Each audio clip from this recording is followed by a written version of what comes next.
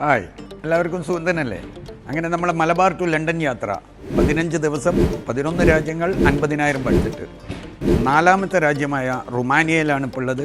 നമ്മൾ ബൾഗേറിയയിൽ നിന്ന് 3ാമത്തെ രാജ്യമായ ബൾഗേറിയയിൽ നിന്ന് നമ്മൾ റുമാനിയയിലേക്ക് ബസ് 9 യൂറോനാണ് നമുക്ക് റുമാനിയയിലെ ബുക്കറസ്റ്റിലേക്ക് എത്തിയത്. അവിടെ നമ്മൾ ഹോസ്റ്റലിൽ 12 യൂറോക്കാണ് നമ്മൾ ഹോസ്റ്റലിൽ നിന്നത്. വിത്ത് ബ്രേക്ക്ഫാസ്റ്റ് ആയിരുന്നു. പിന്നെ നമുക്ക് അവിടുത്തെ ഡേൻ്റെ ഭക്ഷണ ചെലവും ബസ്സിൻ്റെ ടിക്കറ്റ് കൂടി ആയിട്ട് നമുക്കൊരു 6 യൂറോ ആയി. കൂടാതെ ഇപ്പം നമ്മൾ അൽബേനിയയിലേക്ക് പോകാൻ വേണ്ടിയിട്ട് ബുക്കറസ്റ്റിലെ എയർപോർട്ടിലാണ് 12 യൂറോക്ക് 2 ആഴ്ച മുന്നേ ഞാൻ എടുത്തിരുന്ന ടിക്കറ്റുമാണ്. അങ്ങനെ നമുക്ക് ടോട്ടൽ 39 യൂറോ ആയി, 3400 സംതിങ് രൂപയായി.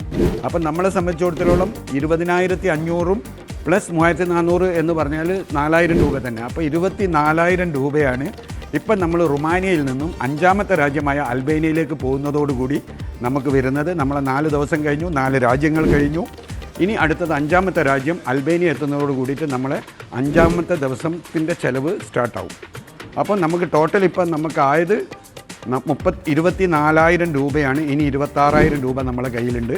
ദിവസം നമുക്ക് 11 ദിവസവും ബാക്കിയുണ്ട്. ഇനി നമുക്ക് 7 രാജ്യങ്ങൾ ബാക്കിയുണ്ട്. ഓക്കെ.